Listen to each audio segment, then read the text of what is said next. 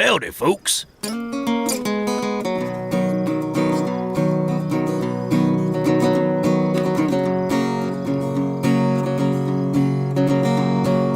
he was just a boy, he watched westerns with his dad. Those memories of his pa were the best he ever had. He longed for the life of the old west, out on his own and free. So he traded in his beat-up Pinto for a shiny new RV. He's John Wayne B. John Wayne B. He said this town just ain't the same no more, and the people here surely don't like me. So he's headed out west toward the sunset to find a place that he can still be free. The life of a cowboy on the road in his gas-guzzling steed, traveling the land in search of souvenirs and helping folks in need. He's John Wayne B. John Wayne B. John Wayne B. John Wayne B.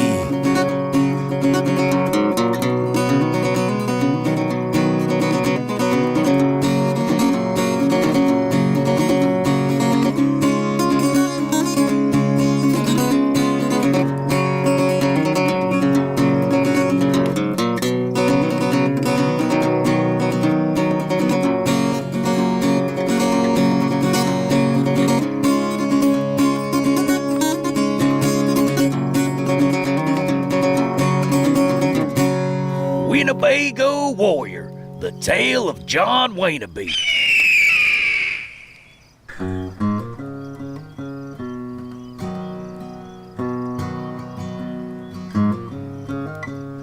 When last we left our intrepid adventurer, he found himself in a heap of trouble.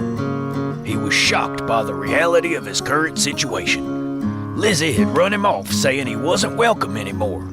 How could he keep his word to the dying axe if Lizzie didn't want him around? He got into his RV, broken, defeated. He headed into town to find a gas station before continuing his westward journey, alone. Or so he thought. As he drove, he focused all of his attention on feeling sorry for himself. Guess I got nothing better to do than focus all of my attention on driving as I sit here feeling sorry for myself. I should find a gas station in town before continuing my westward journey. Alone. Never thought it would come to this. Am I really that bad? I mean, no. I refuse to feel sorry for myself. Buck up there, Pilgrim. You're a man, and a man don't need nobody but his trusty steed. Who am I kidding? I started this journey alone, heading west. Guess I'm meant to finish it, alone. Poor me. Poor me. If I was any poorer, it's hot in there. And your whining and carrying on ain't making it any better. Hatchet? Woo! Glad to be out of there. Hey, John, you're gonna stop for gas soon, ain't you? At least that's what it sounded like in between your self-loathing and girly crying.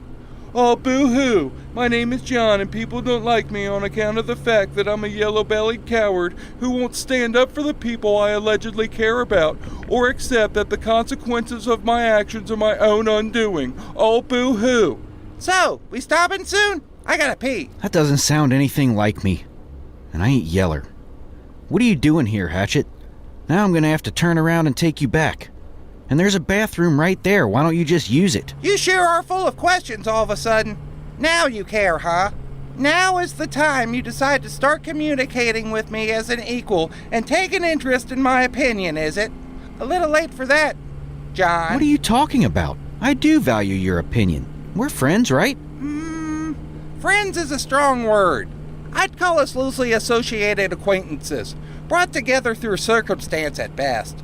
You know, like when there's a bunch of cows in a field, and all of them have to live together and coexist. Not all of them by choice. So they go through the usual polite gestures of civilized society.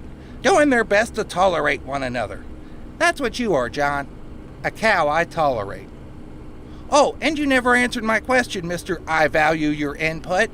Are we stopping soon or not? I have to pee. Still. Wow, Hatchet.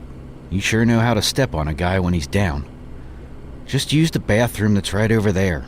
See that door? Thank you for noticing. Oh, and it's a no-go on the toilet situation, by the way. What? Now that we're not friends, you can't use my bathroom? You've used it dozens of times. It's still a bathroom. I concede to your point. Yes, it is still a bathroom, but I kinda incapacitated your human waste disposal system. What do you mean? I clogged your toilet. On purpose. 'Cause I thought we was, never gonna see you again and all. But hey, that's all behind us now. So, about that gas station. Yeah, calm down. We're here. John pulled into the gas station, sweating. He had gotten all the way down to a quarter tank. Before he had even come to a complete stop, Hatchet had the door open and was running for the restroom. As John finished filling his tank, he looked towards the entrance to the gas station, watching for Hatchet, and noticed a sign in the window. Where is Hatchet? I just noticed that sign in the window as I looked towards the entrance. Beneath the Moon Instant Coffee brand coffee. The coffeeest coffee to ever coffee beneath the moon. Friend. Huh. Wonder if it's as coffee as it says. Well, I'm gonna find out, partner.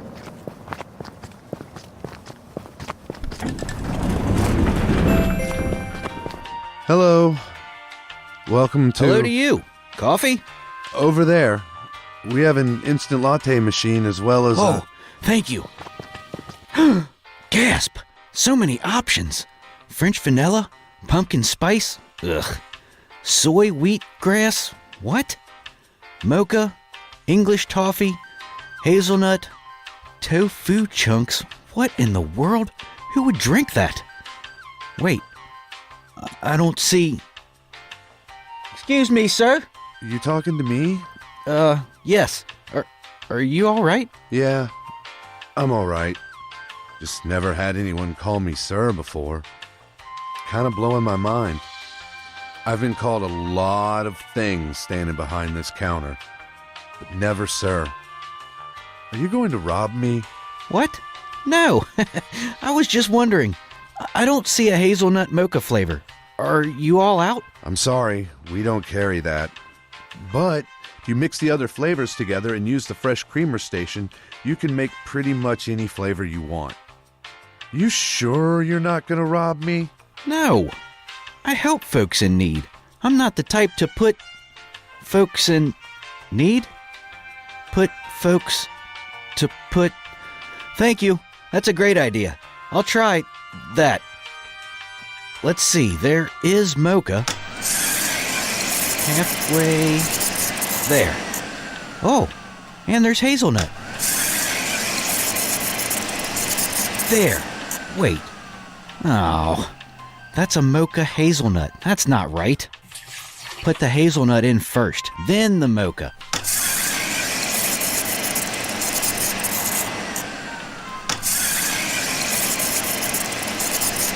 That makes much more sense.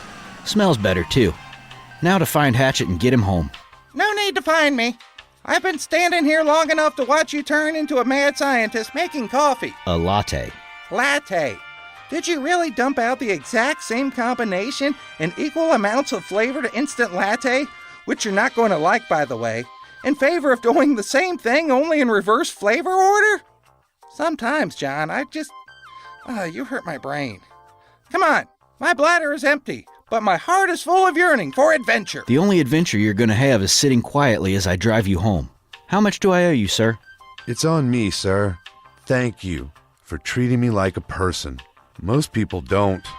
No, most people walk in here and take out every bit of anxiety and frustration they have on people with jobs like me. To them, we are less than human. We are their servants, and they think they can speak to and treat us any way they please without the slightest regard for how it makes us feel. It's nice to know that there's at least one person in this world who knows how to treat people with respect, regardless of their station in life. You should listen to this handsome man and learn from his handsome example, young man. Not many good people like him left in this world. Thank you for not robbing me. Thank you. Oh, and thank you for the coffee. Have a good night, sir. Come on, Hatchet. Did you pay him to say that? No.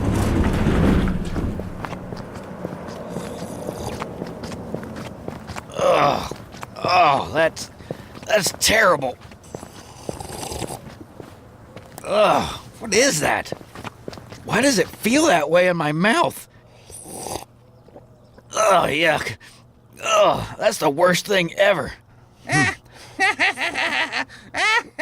Oh, Look at no. you, John. No, it's still the worst thing ever. Oh, the look on your face.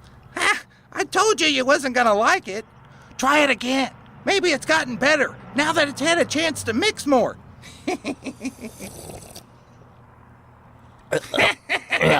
Oh, no. It still hasn't gotten any better. Ugh. Something tells me we're gonna get a lot of mileage out of this. At least I am. Hey, John, Yeah. try it again. Now that we're in the RV with the engine running. You're more comfortable in here, and it'll probably taste better once you relax. Oh, whew. Whew. So, why did you hide in here? Because, hey, can we turn on the radio? No. Because why? Because I know you're going to go into town and do something that will inevitably get you caught up in some sort of hijinks and shenanigans, which will then in turn lead you to take some sort of misguided moral stand, thus leading to another humiliating moment like the one at the coffee bar. You know, the thing that started this whole ordeal and led us to becoming involved in each other's lives in the first place? Now don't get me wrong, the Great Latte Reckoning incident, as it is known, was pretty awesome, gotta admit. But it does nothing to prove that it was no more than an isolated instance of heroism. In other words, you're gonna screw up royally, and I'm gonna see it. Why are we still headed towards town? Thought you was itching to get rid of me. This is a one-way road. I have to drive into town to get back on the eastbound road. And no, I'm not going to stop in town and do anything. I'm going to take you back and that's it. Wonder if Ma's figured out I'm gone yet. She was pretty shaken up when I snuck out. She's got Granny and Gramps to distract her. Meanwhile, back at Granny and Gramps, Lizzie has just discovered that Hatchet is missing, and she is a frantic mess. Oh, I am a frantic mess, having just discovered Junior's missing. And I know just where he is. Angry sigh. That boy is going to be the death of me.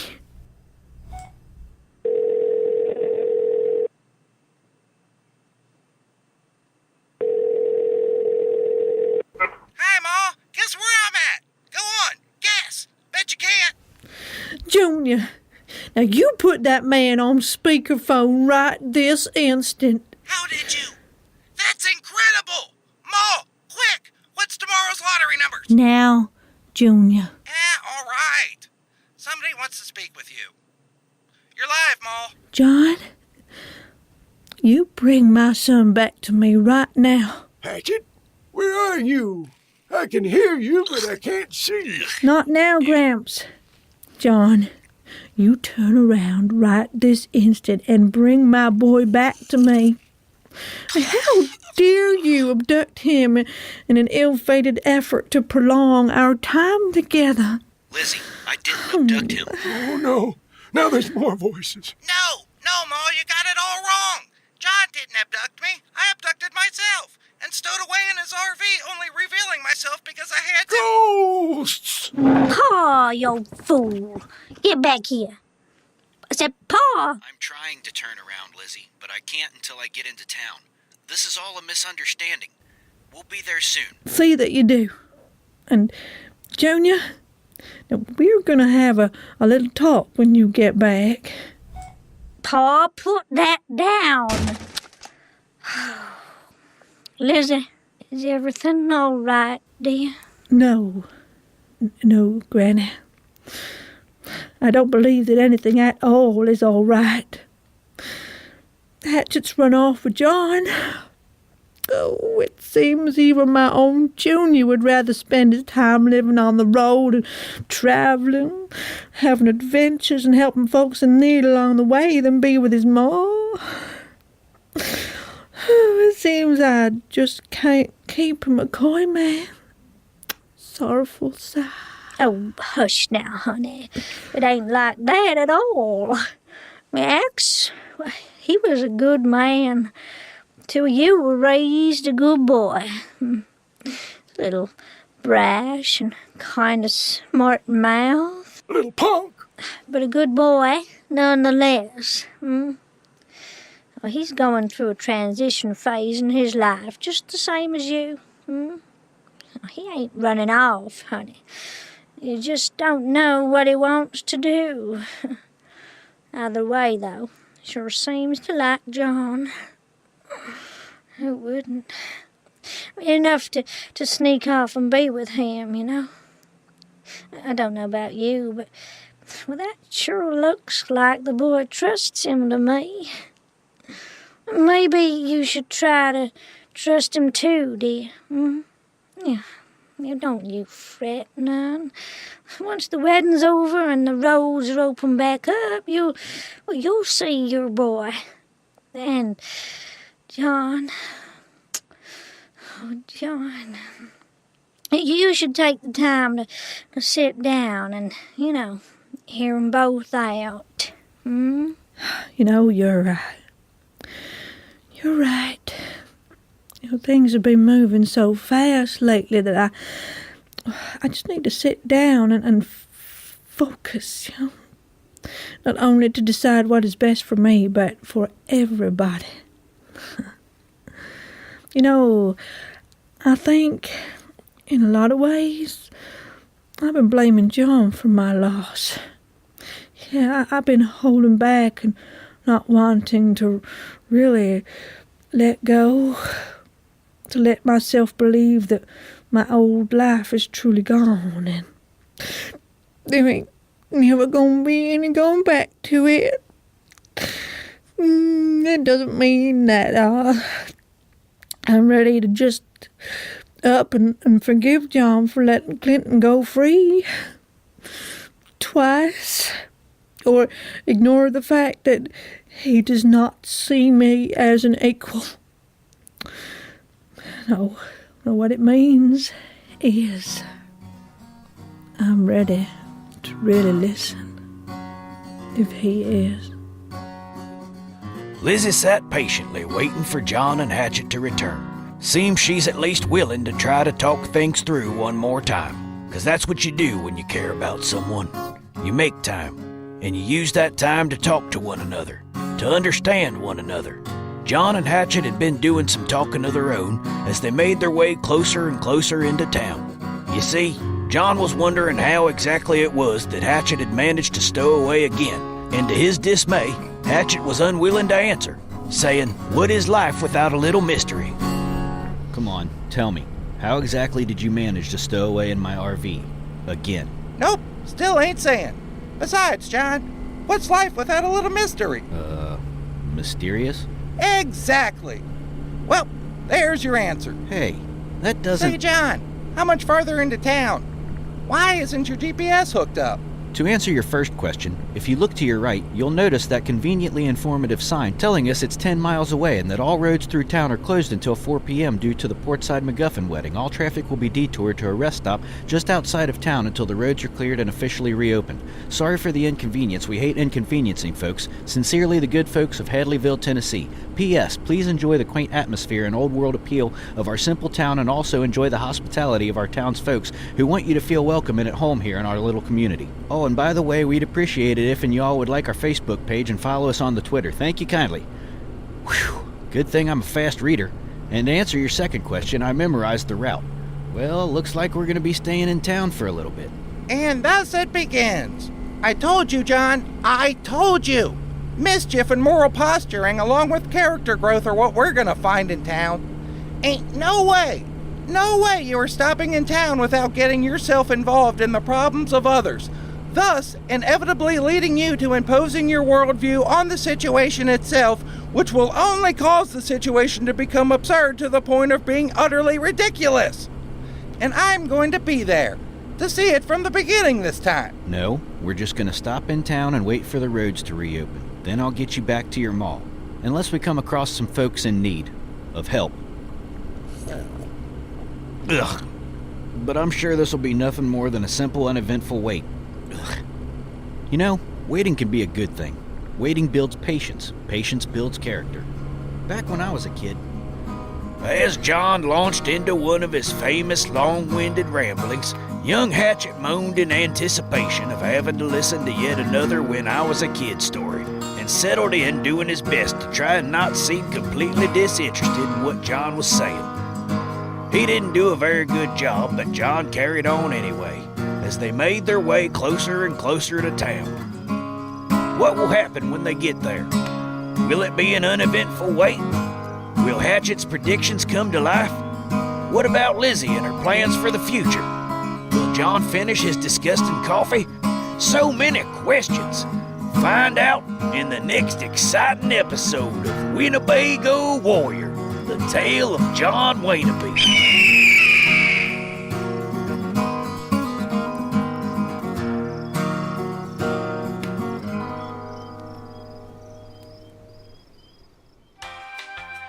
Winnebago Warrior, the tale of John Wainaby, Eagle Screech, is an Audio Oblivious production.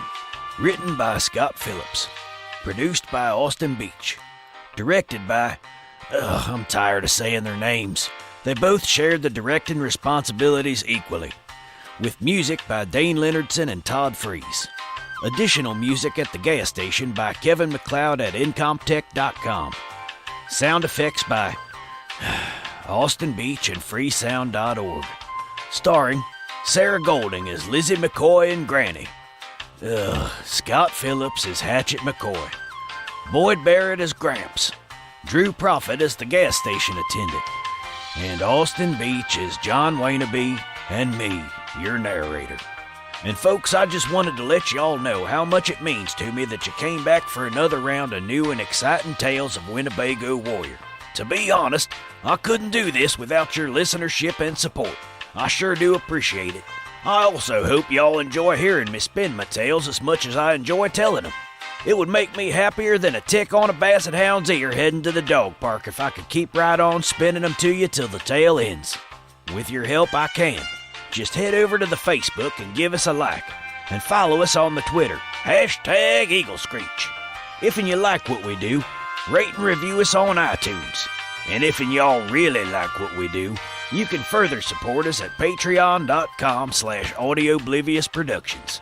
For as little as $1 a month, y'all will get to hear me tell my tales before the rest of the general listening public. And for $5 a month, you'll also get exclusive advanced access to all mini episodes. We're still thinking of other ways to reward y'all for helping us out. If you have an idea or would just like to drop us a line and say howdy, you can do so at podcast@AudioBliviousProductions.com. We'd love to hear from you. Thanks again, folks. Looking forward to seeing you again real soon.